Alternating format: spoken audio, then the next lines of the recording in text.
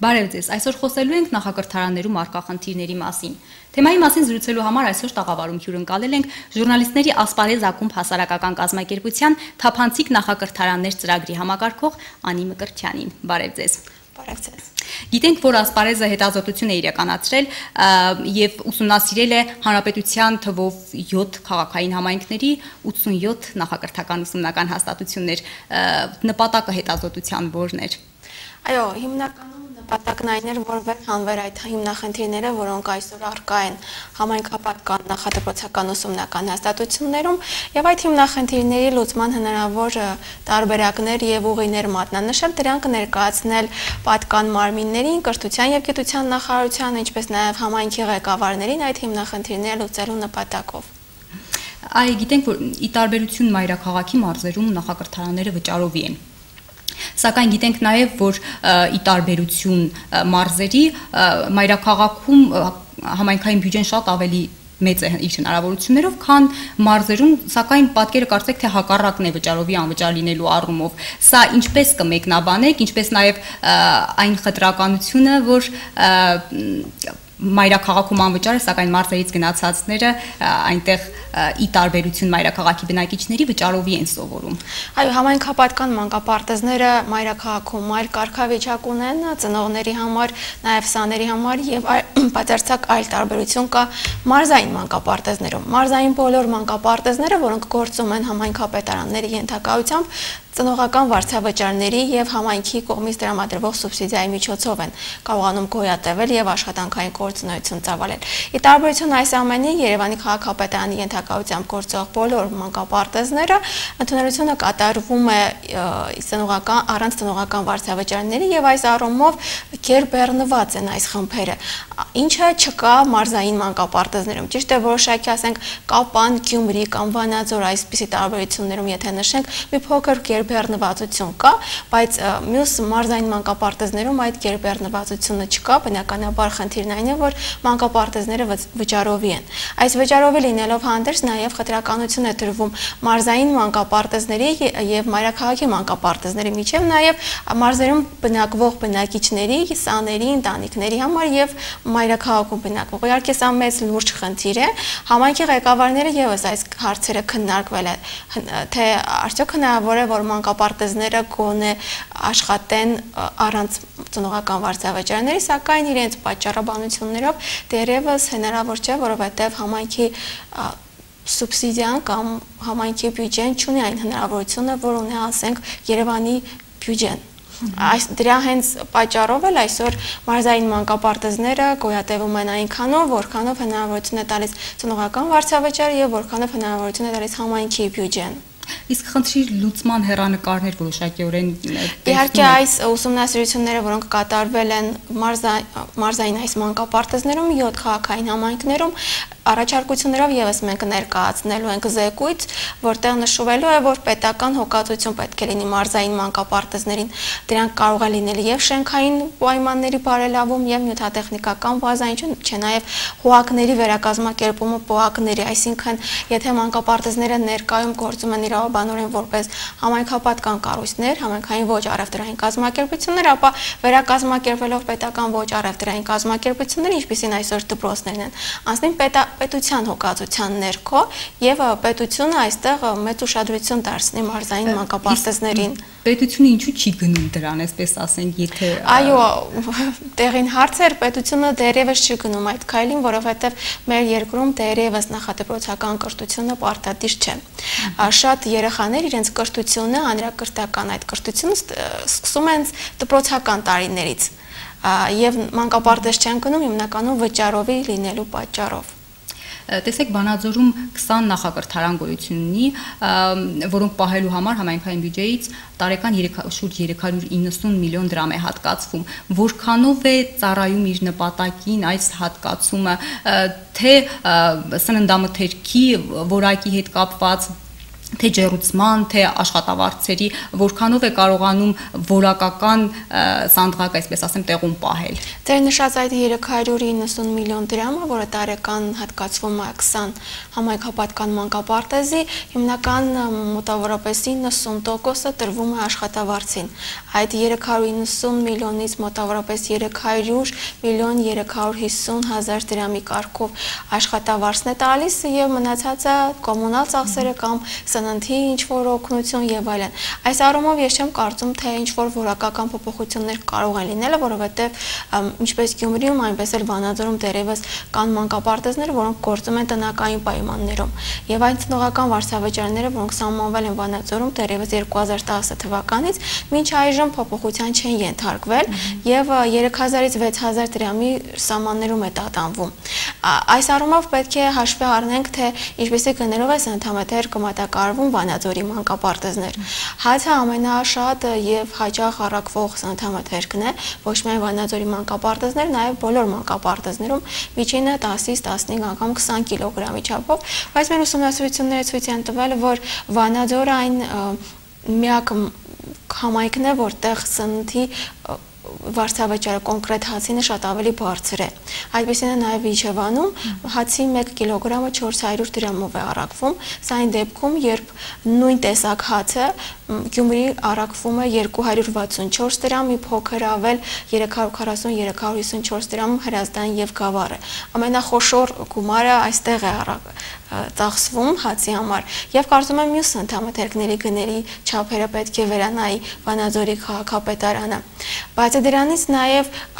ուշադրություն հիմնականում սևեռվի գերբեռնված մանկապարտեզների եւ այդ գերբեռնված մանկապարտեզների կողքին եղած թերբեռնված մանկապարտեզներին։ Սա կարծում եմ համայնքի ղեկավարը դեռևս գիտի այս տեղեկություններին ծանոթ է եւ կարծում եմ, որ կարողանան այս հիմնախնդիրները լուծել։ Այսօր ավականու որոշմամբ գիտենք, որ վարձավճարներ սահմանված են 3000-ից 6000-ի սահմաններում եւ նախակրթարաններն իրենց հայեցողությամբ արդեն որոշում են, թե որ վարձավճարը սահմանեն հենց իրենց համար, որն է անհրաժեշտ իրենց։ Ունեք որևէ հետազոտություն, թե ըստ ինչի է որոշվում եւ արդյոք արդարացի է։ Իհարկե ծնողական վարձավճար ասելով հանդերձ մենք պետք է նկատի ունենք, որ նախադպրոցական կրթության ոլորտում շատ մեծ դեր ունի ծնողը եւ հենց ծնողական վարձավճարի չափի սահմանման առաջարկությունները, նաեւ բողոքարկումները պետք է կատարի ծնողը, որովհետեւ ծնողն է վճարում իր աշխատանքի արդյունքի շնորհիվ։ Սակայն ուսումնասիրությունները հակառակն են ապացուցել, որ մանկապարտեզների տնօրենները կամ համայնքի ղեկավարները, համայնքապետարանների պաշտոնյաներն են մանկապարտեզների տնօրեններին առաջարկում եւ գուցե որոշ տեղերում նաև ստիպում, որպեսզի այդ տվյալ մանկապարտեզն ունենա յուրաքանչյուր ամիս այսքան վարձավճարի չափ։ Սա անընդունելի է, որովհետև ծնողներից մեծ մասը, գերակշռող մասը, մոտավորապես 90-ից ավել տոկոսը դեռևս չգիտե իր իրավունքների մասին։ Ծնողների մեծ մասը գիտե միայն, որ այսինչ օրը եւ այսինչ ժամին պետք է վարձավճարը վճարի բանկում, անդորրագիրը ներկայացնի եւ երեխային տուն տանի, տուն բերի, այսպիսի պարտականություններ ընդամենը գիտե։ Իր իրավունքների մասին ծնողները դեռևս տեղյակ չեն, ինչից գուցեև օգտվում է եւ համայնքապետարանը եւ մանկապարտեզի տնօրենությունը, դրա համար էլ այսպիսի տխուր պատկեր է գրեթե բոլոր մանկապարտեզներում։ Վերջին շրջանում մեծ աղմուկ բարձրացրեց նախակրթարանների վարձավճարները կրկին բարձրացնելու հետ կապված ավականու որոշման նախագիծը, որը ժամանակ առ ժամանակ մտնում է օրակարգ եւ չհասած քննարկման փուլին, չհասած նիստին դուրս է գալիս օրակարգից։ Նաեւ մենք մի փոքրիկ ուսումնասիրություն անցկացրեցինք, թե ինչ կարծիք ունեն սրա հետ կապված ծնողները։ Եվ բարձ դարձավ, որ ծնողներից ոչ ոք բնականաբար կողմնակից չէ թանկացումներին, սակայն զրուցել ենք նաև քաղաքապետարանի կրթության եւ մշակույթի բաժնի պետ Գորբադյանի հետ, ով նշում է, որ մի մասը բնականաբար համաձայն չէ, մի մասը ըմբռնումով է մոտենում, սակայն մենք նման կարծիք իհարկե չլսեցինք։ Ինչպիսին է ձեր կարծիքը, եթե թանկացում լինի, սա որակական առաջընթաց պիտի ակնկալենք սրա հետ կապված, թե համայնքապետարանը լուծելու է, այսպես ասեմ, իր հատկացումներ իր գոյատևման հարցն է, այսպես ասեմ, լուծելու։ Ես կարծում եմ, որ ծնողական վարձավճարները, որոնք այդպես փորձում են Վանաձորի քաղաքապետարանում կամ մանկապարտեզների շրջանում ծնողական վարձավճարների չափը բարձրացնել, ունի ընդհանրապես մեկ նպատակ, որովհետև բարձրանալու արդյունքում կպակասի համայնքի կողմից տրամադրվող այդ ձեր նշված 390 միլիոն դրամի չափը։ Գուցե ծնողական վարձավճարի չափի բարձրացման արդյունքում մտածում է համայնքապետարանը, որ կնվազեցնի նաև համայնքի կողմից այդ հատկացված ֆինանսական միջոցներ, ասենք 390-ը կդառնա 300 միլիոն կամ 300-ից պակաս հատկացվի տարեկան չափով։ Սա իհարկե անընդունել է նաև ծնողների կողմից, որովհետև մենք էլ ունենք ծնողների կողմից դժգոհություններ, որ շատ դեպքերում եթե անգամ ծնողական վարձավճարի չափը բարձրանա, իրենք ստիպված կլինեն երեխային չուղարկել մանկապարտեզ։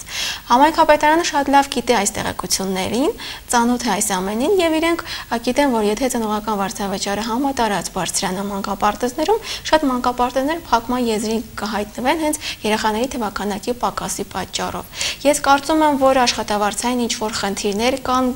համայնքապետարաններում կամ ինչ-որ սա միակը չէ Վանաձորում, ասեմ, որ Քաղաքապետարանի տեսակետը ի դեպ այնպեսին է, որ ոչ թե որակական ավելացում, բարձրացում պիտի ակնկալենք սրա բարձրացման դեպքում, այլ եղածը պահպանելու գոնե, այսինքն աշխատավարձի դեֆիցիտը ինչ որ առումով կոմպենսացնելու հետ կապված, ինչպես նաև եղած սննդամթերքի կալորիականությունը, ջեռուցման հարցը ծննդյան ամիսներին կարգին տեղում պահելու համար, այսպես ասեմ։ Այդ դեպքում ես կարծում եմ քաղաքապետարանից ներկայացուցիչ ներկա լիներ այս հանդիպում քննարկմանը ավելի ցավոք մենք հրավիրել էինք եւ նա չներկայացավ։ Ավելի շատ կներկայացներ, թե ծնողական վարձավճարը ցանկացած դեպքում նվազման եւ բարձրացման արդյունքում պետք է նաեւ նախահաշիվ ներկայացնի ծնողներին թափանցիկ աշխատելու հետ կապված, թե տվյալ գումարը որքան եւ որտեղ է ծախսվել, որ հիմա էլ առաջ է գալիս ծնողական վարձավճարի բարձրացման խնդիր։ Եթե կան աշխատավարձի հետ կապված խնդիրներ, ապա այս դեպքում ես չեմ կարծում, որ ծնողը պարտավորվում է աշխատավարձի պակասը լրացնել իր կրպանի հաշվին կամ ծնողական վարձավճարը բարձրացնելու արդյունքում։ Ասեմ, որ ոչ միայն Վանաձորի, նաև մյուս քաղաքների հաստիկացուցակներն են ուսումնասիրվել, Վանաձորը եզակի քաղաքն էր, որտեղ մենք նկատեցինք հավելյալ հաստիկներ։ Այսինքն ի տարբերություն կրթության և գիտության նախարարության կողմից հաստատված հաստիկացուցակի օրինական տարբերակի Վանաձորի որոշ քաղաքների Վանաձորի որոշ մանկապարտեզների հաստիկացուցակներում կային հավելյալ հաստիկներ, այսինքն մանկապարտեզին չէր հասնում փոխտնօրենի հաստիկ, բայց մանկապարտեզն ունի այդ հաստիկը 2015 թվականի դեկտեմբերի տվյալներն ենք մենք ասում, կոնկրետ ես ասում, դրանք ենք մենք ուսումնասիրել, ասենք մեթոդիստի կես դրույքը հաստիկացուցակում առկա է 1 դրույքով։ Սա նշանակում է, որ ավել աշխատավարձ է տվել Վանաձորի քաղաքապետարանը եւ այդ հաստիկներն է պահել։ Իսկ դրանք քանի նախակրթարաններում էր հիմնականում, եթե տոկոսային առումով վերցնենք, եւ որ նախակրթարաներին, եթե ունեք նման հիմնականում այն նախակրթարաններն են կամ մանկապարտեզները, որոնք մեր ուսումնասիրությունների արդյունքում էլ ցույց են տվել, որ տիմին մոտ կանգնած մարդկանց ազգականներն են մանկապարտեզների տնօրենները։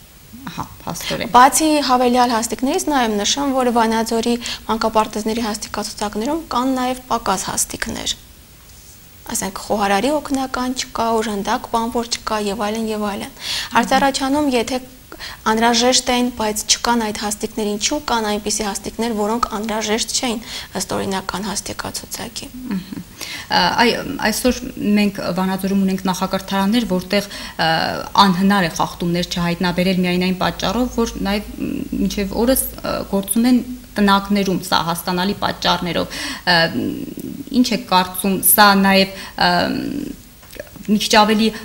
գլոբալ լուծում պահանջող հարց չէ արդյոք եւ միայն համայնքապետարանի ուժերով չէ, որ հնարավոր չէ լուծել։ Իհարկե մանկապարտեզների մեծ մասը ոչ միայն Վանաձորում, նաեւ մյուս քաղաքային համայնքներում մեր ուսումնասիրությունների արդյունքում պարզվել է, որ հիմնականում գործում են այնպիսի շենքային պայմաններում, որոնք բարեկարգման կամ հիմնանորոգման լուրջ կարիք ունեն, բնականաբար համայնքի բյուջեն չի կարող այդպիսի ծախսեր իրեն թույլ տալ։ Այստեղ պետք է լինի պետական լուրջ հոգացություն եւ կարծում եմ պետությունը պետք է այս շենքային բարեկարգման կամ նյութատեխնիկական խնդիրներ լուծի։ Միայն Վանաձորով չէ այդ պատկերը եւ մյուս քաղաքներում եւս այսպիսի խնդիրներ կան։ Բնականաբար համայնքի բյուջեն դա թույլ չի տալիս եւ հենց մեր մեր առաջարկությունը այն է, որ պետությունը որոշակի ուշադրություն դարձնի այն մանկապարտեզներին, որոնք ունեն հիմնանորոգման շենքային լուրջ խնդիրներ, հյութատեխնիկական լուրջ խնդիրներ եւ այլն։ Իսկ պիտի խնդրեմ, որ ներկայացնեք նաև ձեր դիտարկումները ձմռան ամիսներին վարձավճարների եւ աշխատավարձերի վճարման հետ կապված, որքան գիտեմ նաև դա եք ուսումնասիրել։ Այո, կան նաև խնդիրներ ձմռան հետ կապված ջեռուցման խնդիրներ են առաջ գալիս, երբ որ խմբերը միավորվում են, մի քանի խումբ վերամիավորվում եւ դառնում է խառը խումբ, եթե անգամ երկարաձգվում են այդ արձակուրդները, ստիպված աշխատակիցներին մի քանի տարի առաջ աշխատավարձ չէին տրամադրում, ամենք Գյումրիում ունեցանք այդպիսի պատմություն 2-3 տարի առաջ էր, որ երեխաների թվաքանակը պակասել էր,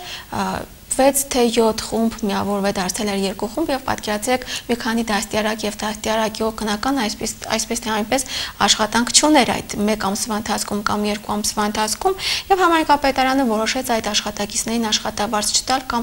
տալ շատ չնչին։ Սա դժգոհությունների տեղիք տվեց, իհարկե ըստ օրենքի ուսումնասիրվեց եւ ներկայացվեց, որ եթե խնդիրը եղել է ոչ օրենքից դուրս է եղել խնդիրը, որովհետև եթե համայնքը կարողանար լուրջ ուշադրություն դարձնել, ջեռուցման խնդիր չէր առաջանա, երեխաների թվաքանակը կպահպանվեր եւ դաստիարակներ աշխատանքի կգան։ Այդ դժգոհությունների եւ մեր լրագրողական հրապարակումների արդյունքում հարցը կարգավորվեց, աշխատակիցները 2 տարի շարունակ արդեն ամբողջովին աշխատավարձ են ստանում, անկախ այն հանգամանքից երեխաների թվաքանակը պակասում է թե չի պակասում։ Իհարկե մենք ուսումնասիրություններ կատարեցինք նաև մյուս քաղաքներում, թե ինչպիսի խնդիրներ առաջանում այդ ջեռուցման ընթացքում։ Գավառում օրինակ աշխատավարձ ստացել էին միայն վարչական աշխատակիցները, մանկապարտեզների։ Այդ դաստիարակները կամ մանկավարժական կադրերը այդ օրերին չէին ստացել աշխատավարձը եւ պատճառաբանել էին, թե իբր երեխաների թվաքանակի պակասի պատճառով իրենք էլ ստիպված գնացել էին արձակուրդի եւ աշխատավարձ այդ իսկ պատճառով չէին ստացել։ Ձեր զեկույցում կա նաև մեջբերեմ, ինչպես են ընտրվում մանկապարտեզների տնօրենները, հարցադրման, այսպես ասեմ, պատասխանները, ինչ եք պարզել։ Այո, Գյումրիում եւ Վանաձորում է սա մեծ ուսումնասիրության ենթարկվել, թեպետ մյուս քաղաքներում, բայց ասեմ տխուր պատկեր արձանագրվել է Վանաձորում, Վանաձորից հետո նաեւ Գյումրիում։ Շատ հաճախ մանկապարտեզների տնօրեններ նշանակվում են այն անձինք, ովքեր տեղական ինքնակառավարման մարմինների ներկայացուցիչների հետ ազգակցական կամ բարեկամական կապ ունեն։ Գյումրիում օրինակ մենք ունենք ավականու անդամներ, գործող ավականու անդամների բարեկամները, քույրը, դուստրը կամ ասենք մեկ այլ ազգակիցը ընտրվել, ապա նշանակվել է մանկապարտեզի տնօրեն։ Վանաձորի 20 մանկապարտեզից կարծեմ 7-ը կամ 6-ը գործող քաղաքապետի ազգականներն են, բարեկամական կապ ունեն։ Սա բնականաբար ազդում է նաև մանկապարտեզի տնօրենի եւ կադրերի ընտրության գործում եւ սա հարց է առաջանում, ինչու հենց այսպես է կատարվում մանկապարտեզների տնօրենի ընտրությունները։ Ինչով է ազդում, եթե մի փոքր փակագծերը բացի։ Իհարկե, սա բնականաբար նաև աշխատանքային փոխհարաբերությունների վրա է ազդում։ Բնականաբար քաղաքապետարանի պաշտոնյայի ազգականը, եթե մանկապարտեզի տնօրենն է ընտրվում, բնականաբար իր համախոհներին, իր ազգականներին պետք է ընդունի դաստիարակ եւ խոհարար կամ չգիտեմ դաստիարակի օգնական եւ այստեղ հարց է առաջանում արդյոք այդ մարդիկ, ովքեր ազգակիցներ են, մեկը մյուսին համապատասխանում են մասնագիտական բարձրագույն կրթություն ունեն կամ կրթության պետական տեսչության կողմից ստուգումների արդյունքներում չեն պարզվում, որ այս մարդիկ չեն համապատասխանում իրենց աշխատանքային պարտականությունները չեն կատարում։ Եթե այս տեսանկյունից կողմից էլ, եթե այս տեսանկյունից դիտարկենք, թեկուզ համայնքապետի ազգականն էլ չլինի, յուրաքանչյուր տնօրեն մեծ հայերիս մոտ մի քիչ ձևավորված կարծեք թե ավանդույթ կա, որ յուրաքանչյուրն էլ իր մտերիմ հարազատներին այս կամ այն կերպ տեղավորում է իր մոտ։ Դա այո, կարծում որ մի քիչ ամբողջ Հայաստանում է դա խնդիր, դա չի սկսվում Գյումրիում եւ ավարտվում Վանաձորում, դա ամբողջական Հայաստանի պատկերն է։ Իհարկե սա խնդիր է, շատ լուրջ խնդիր է, բայց կա նաեւ ինչպես լուծել այդ խնդիրը, այդպիսի կարգ գոյություն ունի։ 2014 թվականից այդ օրենքն է հնարավորություն է տալիս։ Գյումրիում ավականու որոշմամբ հատուկ ընթացակարգ է մշակվել եւ ի տարբերություն մյուս քաղաքների ոչ թե կատարվում է նշանակում Գյումրիում մանկապարտեզների, նաեւ մյուս հողակների տնօրենների, այլև ընտրություն հարցազրույցի տարբերակով։ 2014 թվականից ավականու որոշմամբ հաստատվեց այդ ընթացակարգը, ովքեր համապատասխանում են պաշտոնին տնօրենի, ունեն մասնագիտական այդ բարձրագույն կրթությունը եւ այլ պահանջները բավարարում են, ներկայանում են մրցույթին, փաստաթուղթ են ներկայացնում, լրագրողներ են ներկա գտնվում որպես դիտորդ, հասարակական կազմակերպություններ, հարցաշարի միջոցով, հարցազրույցի տեսքով հանձնաժողովները ավականու անդամներից եւ մասնագետներից են եւ ընտրվում է, եթե իհարկե համապատասխանում է։ Սա թափանցիկ աշխատելու ոչ է, Վանաձորը դեռևս այսպիսի ընթացակարգ չունի եւ ավականու որոշմամբ հաստատվում կամ չի հաստատվում մանկապարտեզի տնօրենի թեկնածությունի դեպ թեկնածությունն առաջադրում է հենց ինքը համայնքի ղեկավարը։ Ընդհանուր առմամբ, եթե դիտարկենք ձեր ուսումնասիրած բոլոր 87 նախակրթարանները, ինչպիսին է վիճակը։ Ես կասեի շատ տխուր, որովհետև 87 մանկապարտեզների մոտ 90%-ը կամ գուցե արդեն 100%-ը չունի կրթության իրականացման համապատասխան լիցենզիա, այսինքն լիցենզիան, որը պետք է տրվեր դեռ ավելի շուտ, 1 տարի առաջ, 2 տարի առաջ, լիցենզավորման հանձնաժողովի կողմից շատերը դեռևս չունեն այդ համապատասխան փաստաթուղթը։ Մյուս խնդիրը, որը առկա է գրեթե բոլոր մանկապարտեզներում, շենքային խնդիրներն են, նյութատեխնիկական բազայի ոչ հագեցված լինելը, նաև ինչու՞ չէ կադրերի խնդիրը, որը մենք տեսնում ենք տնօրեններից սկսած, ովքեր չեն համապատասխանում այդ պաշտոններին, բայց ազգակցական կապ ունենալու շնորհիվ, այսպես ասած, դառնում են եւ տնօրեն, եւ դաստիարակը, եւ սպասարկման ոլորտի մեկ այլ աշխատակից։ Գիտենք, որ նախակրթարաններում ուսումնական ծրագիրը հիմնականում մինչև 6 տարեկան է, սակայն մարզերում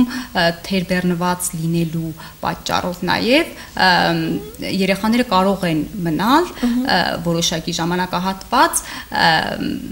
սա ինչով է, սա լավ է թե վատ է, այսպես ասեմ։ Ես ասեմ, սա օրենքի խոշոր։ Քանի որ ծրագիրը, այսպես ասենք, եթե ծրագիրը նախակրթարաններում մինչև 6 տարեկան է, դրանից հետո այդ երեխան ինչով է զբաղվելու, եթե ծրագիր չկա, մինչև որ իր նախակրթարանից դուրս գա եւ արդեն դպրոց համապատասխանաբար տեղափոխվի։ Այո, մանկապարտեզները, որոնք առաջնորդվում են կրթության գիտության նախարարության կողմից հաստատված այս ուսումնական ծրագրով, նախատեսված է մինչև 6 տարեկան երեխաների համար։ Իսկ ինչ է անում, ասենք 6 տարեկան 1 ամսական երեխան, 6 տարեկան 2 ամսական մինչև դպրոց գնալը։ Պատկերացրեք, երեխայի տարիքը հունվարին դրանում է 6 տարեկան եւ հունվարից մինչև օգոստոս կամ սեպտեմբերի 1-ը բաց է։ Ստիպված մարզային մանկապարտեզներում այս երեխաներին թողնում են եւ այս երեխաները ստիպված ուսումնական ծրագիրը ամփոփում են կամ կրկնում են։ Իսկ Երևանի մանկապարտեզներում մինչև 6 տարեկան, եթե 6 տարեկանը լրացավ, գերբեռնված լինելով հանդերձ մանկապարտեզը էլ չի կարող պահել այդ երեխային։ Սա սխալ տարբերակ է եւ կարծում եմ մանկավարժական լուրջ բաց թողում է եւ նախարարությունը մինչ այժմ չունի լուծում այս հարցի։ Կարծում եմ, որ պետք է հատուկ ուշադրություն դարձնել այս բաց թողման օրենսդրական։ Իսկ եթե կենտրոնանանք ավելի շատ Վանաձորի վրա, այստեղ իրավիճակն ինչպիսին է։ Մնում են երեխաները, ինչպես մյուս մարզային մանկապարտեզներում ստիպված մնում են այդ երեխաները։ Եթե իհարկե ծնողը ցանկանում, եթե ծնողը չի ցանկանում, բնականաբար։ Իսկ ինչու են մանկապարտեզներում գործող հաստիկացուցակները շեղվում օրինակելի ձևից, այսպես ասեմ, օրենսդրական բաց է, համայնքային խնդիր է։ Ես ուսումնասիրությունների արդյունքներով հենց ցույց տվեց, որ հիմնականում օրինական հաստիկացուցակներից շեղումները կան այդ մանկապարտեզների գործող հաստիկացուցակներից։ Ես կարծում եմ, սա օբյեկտիվ պատճառաբանություն է, եթե իհարկե պակաս է հաստիկը։ Եթե ասենք պահանջվում է խոհարարի օգնական, բայց մանկապարտեզը չունի, սա նշանակում է, որ համայնքը չունի այդ միջոցները, ֆինանսական ներդրումներ չի կարող կատարել այդ հաստիկը պահելու, հարկերը վճարելու եւ այլն։ Սա ընդունելի տարբերակ է, բայց ընդունելի տարբերակ չէ, եթե չի պահանջվում այդ հաստիկը, բայց մանկապարտեզի գործող հաստիկացուցակում մենք տեսնում ենք։ Իսկ ինչպիսին է Վանաձորի վիճակը։ Վանաձորում նշեցի, կան եւ պակաս հաստիկներ, եւ կան հավելյալ հաստիկներ։ Պակաս հաստիկների դեպքում դա հասկանում եմ օբյեկտիվը, որովհետև Վանաձորի քաղաքապետարանը առանձնել 390 կամ 380 միլիոն դրամի չափով ներդրում է կատարում այս մանկապարտեզներում, խոշոր գումար հատկացում է աշխատավարձին եւ հարկերին։ Չեմ ընդունում, եթե այդ մանկապարտեզները հավելյալ հաստիկ ունեն։ Եթե պակաս հաստիկների կողքին կան հավելյալ հաստիկներ, մի փոքր սա տարօրինակ է թվում համենայն դեպս ինձ համար։ Եթե կան այդ գումարները, ում գումարները ներդնենք պակաս հաստիկները վերացնելու, դրանք լիարժեք դարձնելու համար, ոչ թե հավելյալ հաստիկներ ունենալ։ Գիտեմ նաև, որ դուք առաջարկություններ եք ներկայացրել կրթության եւ գիտության նախարարին, համայնքների ղեկավարներին, ինչպիսին են այդ առաջարկությունները։ Այս առաջարկությունները դերևս չեն ներկայացվել, պատրաստում ենք ներկայացնել, իհարկե սրանք առանձին կլինեն յուրաքանչյուր համայնքի ղեկավարի ինչպես պետք է ներկայացվի, կրթության եւ գիտության նախարարության ինչպես։ Կրթության եւ գիտության նախարարությանը ներկայացվող երկու հիմնական առաջարկություն կա, որ ՀՕԱԿ-ների վերակազմակերպումը կատարվի դեպի ՊՕԱԿ-ներ, այսինքն համայնքապատկան մանկապարտեզներից գոնե տարեկան 1-2-ը յուրաքանչյուր համայնքից անցնի պետական հոգացության ներքո եւ պետական ոչ առևտրային կազմակերպությունների վերակազմակերպեն, մյուսը ձեր նշած հանցայթ հաստիկացուցակներից, ինչպես այդ խախտումներից, այսպես ասած, ձերբազատվեք։ Եթե այսպես է խնդիրը, եթե կրթության եւ գիտության նախարարությունը որպես պետական մարմին սահմանել է հաստիկացուցակը եւ ստիպված համայնքը պետք է վճարի այդ հաստիկներին համաձայն ֆինանսավորում ապահովի, ապա այս դեպքում մենք առաջարկում ենք յուրաքանչյուր համայնք իր մանկապարտեզի առանձին հաստիկացուցակ ունենա, բայց հաշվի առնի իր բյուջեի հնարավորությունները, որովհետեւ այստեղ ստացվում է երկաստիճան։ Պետությունը հաստատում է օրինական հաստիկացուցակը եւ համայնքի ղեկավարը ստիպված է լիարժեք այդ հաստիկացուցակը գործի դնել եւ ֆինանսավորումը ապահովել։ Մենք առաջարկում ենք յուրաքանչյուր համայնք ունենա իր մանկապարտեզի հաստիկացուցակը եւ առաջնորդվի իր բյուջեի հնարավորություններով։ Իսկ որքանով է իրատեսական ըստ որ այդ առաջարկները կընդունվեն։ Ես կարծում եմ, որ սա իրատեսական կլինի նախարարության կողմից, նաև համայնքների ղեկավարներին եւ այս առանձին պետք է ներկայացնենք այլ առաջարկությունների փաթեթներ, որովհետեւ 2007 թվականից առ այսօր ես նախադպրոցական կրթության ոլորտում կոնկրետ ես ինքս ուսումնասիրությունների արդյունքներից ելնելով չեմ տեսել որևէ փոփոխություն։ Այսինքն պատկերացրեք 9 տարի շարունակ չկա, սակայն որքանով ցանկություն ունեն կողմերը եւ որտեղ են թաքնված նրանց պատճառաբանությունները, այսպես ասեմ։ Նորանշանակ նախարարը հենց ինքը ավելի շատ ձգտում է այդ բարեփոխումները իրականացնել եւ ցանկացած առաջարկություններ ինքը ողջունում է եւ ընդունում է։ Հարց է առաջանում, թե արդյոք համայնքի ղեկավարները այսպես ասած կցանկանան, որ ՊՕԱԿ-ները վերակազմակերպեն ՊՕԱԿ-ների, ինչու, որովհետեւ եթե դառնում է պետական կառույց, համայնքի ազդեցությունն այդ կառույցի վրա չի լինում, այսինքն այն տնօրենները, ովքեր ազգակցական կապերով, այլ տարբերակներով են նշանակվում տնօրեններ կամ աշխատակիցները մանկապարտեզները տնօրեն կամ այդ գումարները, որոնք դուրս են գրվում մանկապարտեզների ֆինանսական կամ այլ խնդիրներ լուծելու նպատակով։ Սա համայնքի համայնքին թե մի փոքր նայած որ համայնքին եւ թաքնված նայած որ համայնքին եւ թե համայնքը ինչ է կարծում։ Սա կարծում եմ քննարկման թեմա կլինի համայնքապետարաններում։ Հա, դուք կարծում եք, որ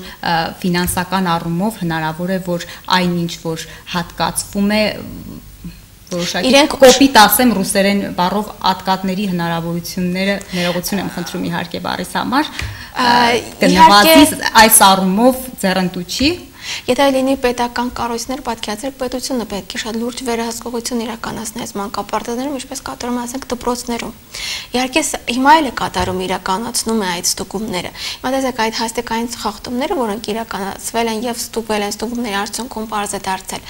Համայնքը պատճառաբանում է, որ չունի այդ ֆինանսավորումը, բայց հարց է առաջանում երկրորդ տեղից, թե եթե չուներ այդ ֆինանսավորումը, ինչու է պահել հավելյալ հաստիկներ։ Այսպես երկու կողմից է կարծում եմ կլինեն թեժ քննարկումներ։ Կա բան, որ կուզեիք ավելացնել, բայց չհարցրի։ Ես կառաջարկեի ծնողներին շատ ուշադիր լինել նախադպրոցական կրթության ոլորտին, որովհետև այն բողոքները, այն դժգոհությունները, որոնք դառնում են լրագրողական թեմայի մեղ, այսպես ասած քննարկման առարկա, պայմանավորված է թե որքանով է դժգոհում ծնողը։ Այն նշեցինք, որ Վանաձորի քաղաքապետարանը դեռևս չունի պատասխան, արդյոք վարձավճարները թանկանալու են, թե չեն թանկանալու։ Իհարկե հիմք են դնում ծնողների այս դժգոհությունները, որովհետև սա լուրջ խնդիր է։ Կարծում եմ մյուս համայնքներում կամ այլ մանկապարտեզներում պետք է ծնողները աչալրջորեն հետևեն նախադպրոցական կրթության ոլորտի բոլոր աշխատանքներին, սկսած թե ինչպեսի սննդակարգ ունի երեխան, վերջացրած թե որ ժամին ինչով է զբաղվել երեխան, որովհետև այդ ամբողջ գումարը պատկերացրեք վարձավճարը ամբողջությամբ տալիս է ծնողը, բնականաբար ինքն էլ պետք է պանջկոտ եւ հաշվետու լինել այս առումով։ Մեր ուսումնասիրությունները ցույց են տալիս, որ ծնողների մոտավորապես նշեցի 90%-ը չի ցանկանում հետևել երեխայի եւ սննդակարգին եւ մյուս մանկավարժական այդ նախադպրոցական կրթության ոլորտի այս հիմնահարցերին եւ այլն։ Սա երկու կողմով է բացատրվում, այն որ դեռևս իրազեկվածությունը չի ապահովված ծնողների եւ մյուս կողմից որ մանկապարտեզները իրենք են օգտվում այս անիրազեկ, այսպես ասած, ծնողներից։ Եթե ծնողը իրազեկված է, բնականաբար գիտե իր իրավունքները եւ պարտականությունները, ավելի շատ է հետևում եւ սա արդեն զգոնություն է ապահովում մանկապարտեզներում։ Եթե ծնողը իրազեկ չէ, բնականաբար այդ իրազեկ չլինելուց է օգտվում է մանկապարտեզի տնօրենը։ Պիտի լուծի իրազեկվածության խնդիրը, պետությունը որքանով է կատարում իր այս իրազեկվածությունը կարող են ապահովել եւ լրագրողները եւ հասարակական կազմակերպությունները։ Սա հասկանալի է, նկատի ունեմ պետության կողմից որքանով է սա իրականացվում։ Պետությունը վերցնում է իր վրա։ Ես կարծում եմ, որ պետությունը եթե նախադպրոցական կրթությունը դարձնի պարտադիր, շատ ավելի ծնողներ ներգրավեն այս համակարգում, շատ ավելի դրական հարցեր կլինեն, քան կան այսօր։ Շնորհակալ եմ հրավերն ընդունելու համար, բարեկամներ հիշեցնեմ, որ հյուրս ժուրնալիստների ասպարեզ ակումբի թափանցիկ նախակրթարաններ ծրագրի համակարգող Անի Մկրտչյանն էր։ Ցտեսություն։ Շնորհակալություն։